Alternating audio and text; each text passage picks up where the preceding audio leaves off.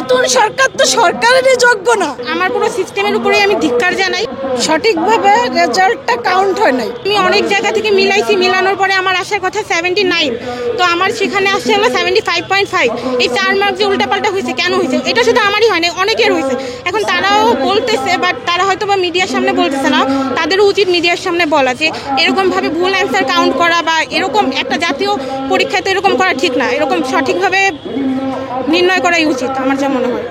আপনি এখন কি চাচ্ছেন আসলে, দাবিটা কাদের কাছে বা বলার কি আসলে? আমার পুরো সিস্টেমের উপরেই আমি ধিক্কার জানাই। মানে এই সিস্টেম কোনোভাবেই মানার মতো না।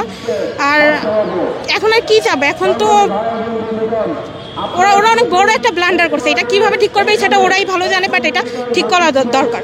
মানে সব দিক দিয়ে ঠিক হোক। কোটা তো অবশ্যই করা দরকার, কিন্তু যে রেজাল্ট উল্টাপাল্টা করছে এটাও ঠিক করা দরকার। আচ্ছা, আপনি যখন 72+ পাচ্ছেন, তখন একজন 37 পেয়ে যখন মেডিকেলে চান্স পাচ্ছে, তখন আসলে আপনার কাছে এই জায়গাটা কি বলার আছে? বা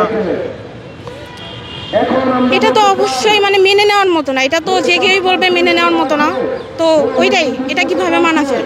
এই জায়গাটা তো অনেক মর্মাহত, দুঃখজনক।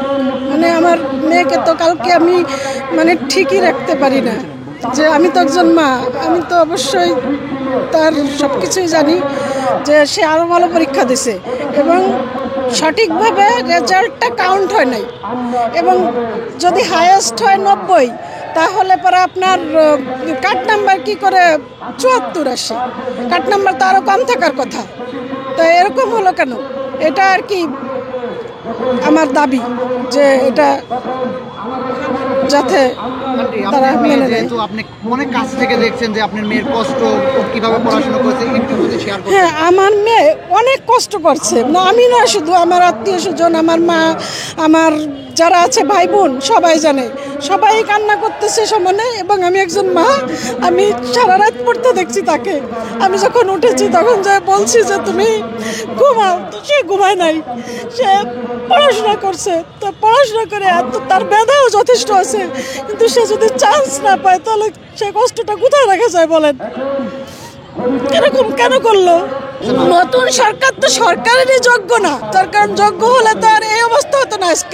আজকে একটা মেডিকেল, একটা লাইফ, তো এত কষ্ট করে একটা মেডিকেল স্টুডেন্ট যে কত কষ্ট করে পড়াশোনা করে, সেই ইটা তো তার ভিতরে নাই, সেই অনুভূতিটা তার ভিতরে নাই। থাকলে তো এরকম করতে পারতো না। 35-40 পেয়ে চান্স পাইছে, ঢাকা মেডিকেলে ঢুকছে, তো সে কি ডাক্তার হবে? সে তো নারী কাটা ডাক্তার হবে। সে তো মানে জানিয়ে বুঝে ডাক্তার হচ্ছে না।